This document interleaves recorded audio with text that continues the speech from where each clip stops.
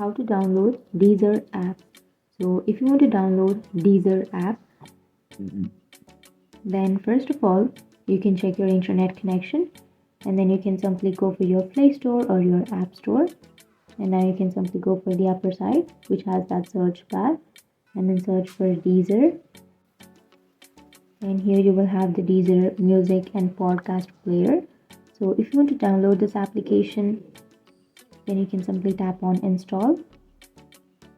And after tapping on install, it might take some time depending on your Wi-Fi or your data connection to download. And once it's downloaded, you can simply tap on open, which is on the right side. And after tapping on that open button, you can create your account or you can log into your Deezer. So that's it. That's how you download your Deezer application from your Play Store.